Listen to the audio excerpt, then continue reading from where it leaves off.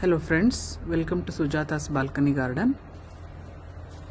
ನೋಡಿ ಇದು brinjal plant. ಇದು ನಾನು ರೈಪ್ಡ್ ಬ್ರಿಂಜಾಲ್ನ ಈ ಪಾಟಲ್ ಹಾಕಿಬಿಟ್ಟು ಬೆಳೆಸಿದ್ದ ಗಿಡ. ಅದರಲ್ಲಿ ಒಂದು ಗಿಡ ಉಳ್ಕೊಂಡಿದೆ.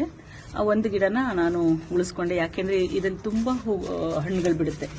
ಬ್ರಿಂಜಾಲ್ ನೋಡಿ ಎಷ್ಟೊಂದು ಬಿಟ್ಟಿದೆ, ಅಂಡ್ ಒಂದು ಕೂಡ ಕೆಟ್ಟು ಹೋಗಿಲ್ಲ, ಎಲ್ಲ ಚೆನ್ನಾಗಿದೆ.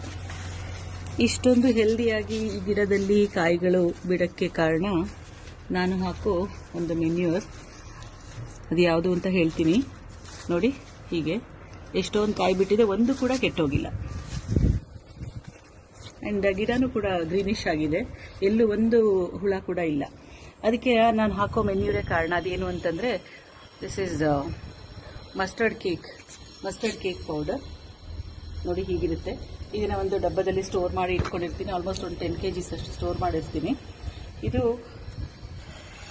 ರೈಸ್ ತೊಳೆದಿರೋ, ಅಂದರೆ ಈಗ ದೋಸೆಗೆ ಅಕ್ಕಿ ನೆನೆ ಹಾಕಿರ್ತೀವಲ್ಲ, ಅದ್ರದ್ದು ನೀರು ಬರುತ್ತಲ್ಲ, ಜಾಸ್ತಿ ನೀರು ಇರುತ್ತಲ್ಲ, ಅದನ್ನ ಹೀಗೆ ಸ್ಟೋರ್ ಮಾಡಿ ಇಟ್ಕೊಂಡಿರ್ತೀನಿ. ಇದ್ರೊಳಕ್ಕೆ 2 ಸ್ಪೂನು ಪೌಡರ್ನ ಮಿಕ್ಸ್ ಮಾಡಿ ಹೀಗೆ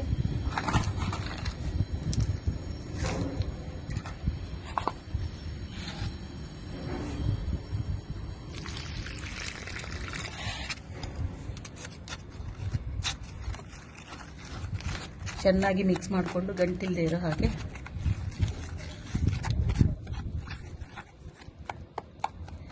ಮಸ್ಟರ್ಡ್ ಕೇಕ್ ಪೌಡರ್ ಮೆನ್ಯೂರು ತುಂಬ ಒಳ್ಳೆಯದು. ಗಿಡಗಳಿಗೆ ತುಂಬ ಹೆಲ್ದಿಯಾಗಿ ಒಳ್ಳೆ ಈಲ್ಡ್ ಕೊಡುತ್ತೆ. ಅದು ಫ್ಲವರಿಂಗ್ ಪ್ಲಾಂಟ್ ಅಥವಾ ಈ ವೆಜಿಟಬಲ್ಸ್ ಪ್ಲಾಂಟ್ಗಳಿಗೂ ಕೂಡ ಅದನ್ನು ಕೊಡ್ಬೋದು. ಯಾಕೆಂದರೆ ಮೆಗ್ನೀಷಿಯಂ ಕಂಟೆಂಟ್ ತುಂಬ ಇರುತ್ತೆ, which is very much required for plants to grow and give more yield. ಈಗ ಇದನ್ನ ಮಿಕ್ಸ್ ಮಾಡ್ತೀನಿ ಈ ನೀರಿಗೆ. ಸೊ ಅದು ಒಂಥರ ಲಿಕ್ವಿಡ್ ಮೆನ್ಯೂರ್ ಆಗುತ್ತೆ. ಸೊ ಒಂದು ಸಣ್ಣ ಬಕೆಟ್ ನೀರಿಗೆ ಒಂದು 2 ಸ್ಪೂನ್ಸ್ ಮಸ್ಟರ್ಡ್ ಕೇಕ್ ಪೌಡರ್ನ ಹಾಕಿ ಈಗ ಮಿಕ್ಸ್ ಮಾಡಿಕೊಂಡು ಅದನ್ನು ಒಂದೊಂದೇ ಬೌಲಷ್ಟು ಅದನ್ನು ಒಂದು ಮಗ್ಗಲ್ಲಿ ಫಿಲ್ ಮಾಡಿಕೊಂಡು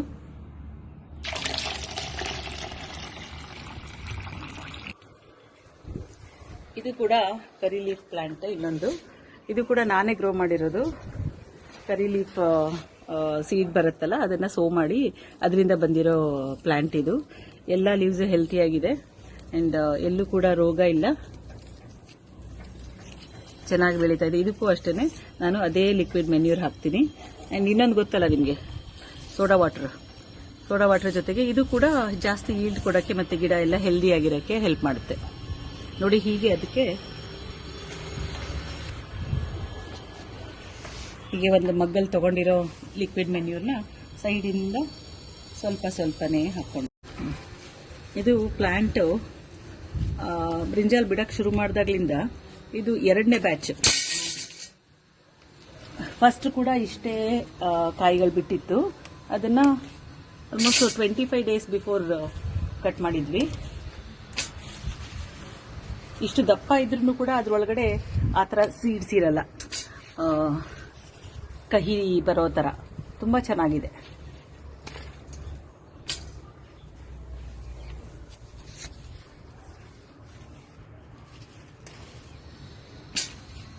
ಆಲ್ಮೋಸ್ಟ್ 1.5 kg ಇರ್ಬೋದು. ಒಂದೇ ಪ್ಲಾಂಟಲ್ಲಿ ಇಷ್ಟೊಂದು ಕಾಯಿ ಬಿಟ್ಟಿದೆ.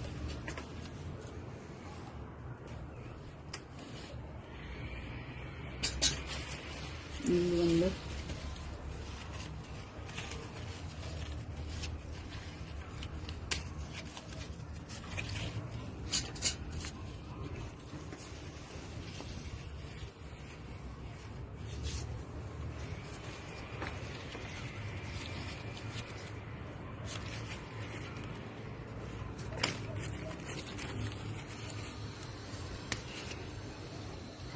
ಇಲ್ಲಿ ಸಂದಿಯಲ್ಲಿ ಇನ್ನೊಂದಿದೆ.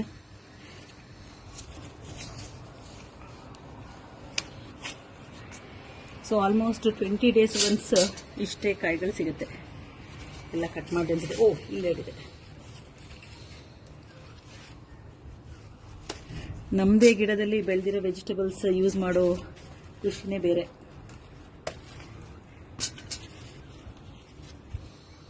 ಎಲ್ಲ ಕಟ್ ಮಾಡಿದೆ ಅನ್ಸುತ್ತೆ.